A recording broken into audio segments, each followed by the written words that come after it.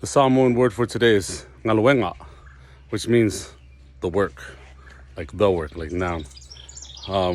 It's funny because it comes from the root word is Galue, which means like to work, and like the work today is we're gonna put together this garden box right here. But it's an interesting thing. What is it? The nga suffix. Like when you add nga to the end of a verb, that's like one way to what's it called? To turn a verb into a noun, like galue and galuega, right? Another one, like man, there's so many words. Like ta'alo. Ta'alo means to play, right? You add a nga to the end of it, and it turns into ta'alonga, right? So that turns to play into a game. So ta'alo means to play, and ta'alonga means game, right? So that's what you play, right?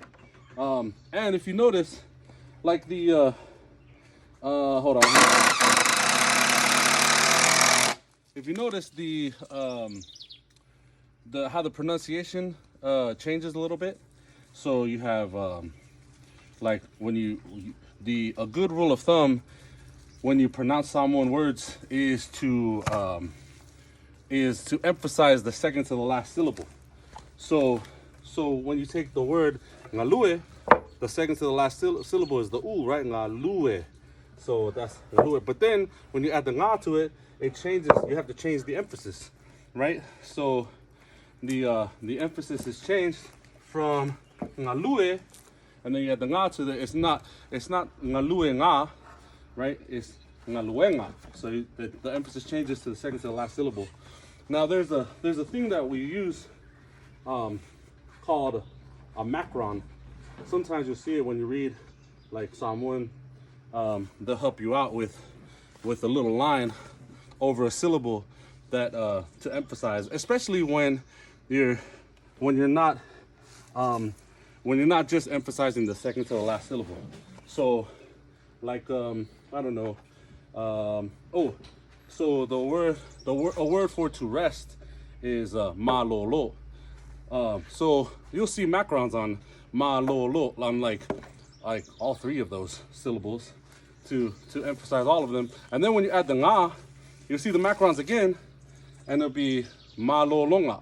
So it's like malolo is to rest, malolonga is like rest, like noun rest.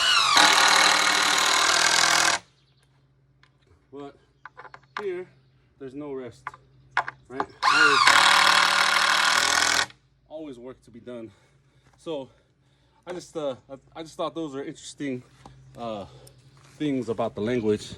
It's like good to know, right? So the nga at the end of added to the end of a verb makes it into a noun. Like a lot of times, that's one way to do it. And then when you pronounce Samoan words, a good rule of thumb is to make sure you emphasize the second to the last syllable.